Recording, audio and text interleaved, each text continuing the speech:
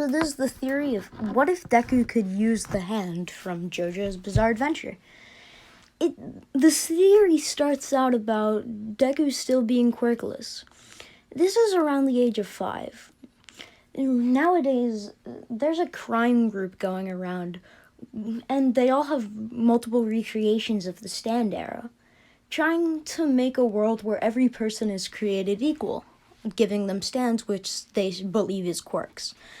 One day, a father of a 5-year-old just like Deku, he gets information from his son about a quirkless boy in the school.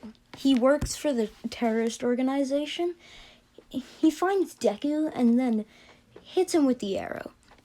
But since Deku is obviously not strong enough since he's 5 to withstand an arrow, we will change this so it's based off the emotion. The type of stand you get, it doesn't matter how physical you are, you can just still get a stand. It just has to relate to your emotion. Deku gets the hand because he feels separated from everyone for being quirkless and wants to become friends and finally get a quirk. This fits with the hand if we kind of take this into a literal standpoint. He gets it because, in a nutshell, the hand can shorten the space between an area. After Bakugo's reaction to seeing this, he gets jealous of Deku and bullies him even more.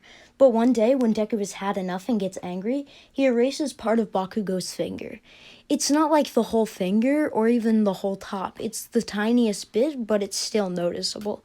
Deku is traumatized about what he did to Bakugo, never wanting to make that mistake again in a fit of anger. The group tries to recruit Deku to help him control the power and be on their side, but they weren't there in time. Deku and his mother moved to America. This is an incident that is all over the news. Then Kurogiri sees this and doesn't tell Shigaraki about it. For the next 10 years, Kurogiri will be meeting Deku and helping him train his quirk. After the 10 years, Deku and his mother move back to Japan, and Deku enters the UA ceremony or entrance exam, where he gets into the school with ease, but was told not to stand out, so he just gets it where he can get into Class 1A. The thing is, Deku still wants to become a hero, but doesn't know anything about the shenanigans of the League of Villains, and hasn't even seen another member besides Kurogiri. Funny thing is, he doesn't even know what Kurogiri looks like. Kurogiri is actually just using Deku to get information from UA. Another thing is, Deku does not have the same personality at all. It is completely different, so he never makes friends with Ochako Uraka or Tenya Ida. Next we get to the attack on the USJ. When the attack happens, Deku still gets put at the boat, and Deku knows how to fight? Yeah, Kurogiri kinda taught him. So, basically, he shortens the space between the water and starts fighting the villains. Kind of beating the crap out of them. Froppy does help a tiny bit, getting him out of the water when one of the villains are too fast and catch him off guard. And Moneta still distracts them at first with the sticky balls sticking them all together, so Froppy is kind of helpful, but not really. Deku just, when he gets them in the pile, just beats them up.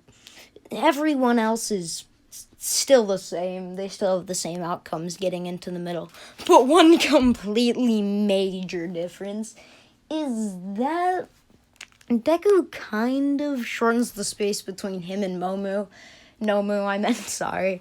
And then erases Nomu from existence, kind of. See, my theory is how the hand works. He shortens the space, and then it gets rid of that part of Earth, and then puts it into another parallel dimension. That's not canon, it's just my guess of a theory, so I'm gonna do that. Also, this might impact some ideas I have for the future.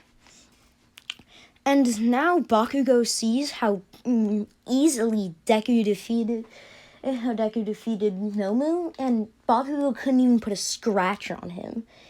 And so, this is where the video ends. If this video gets 1 like,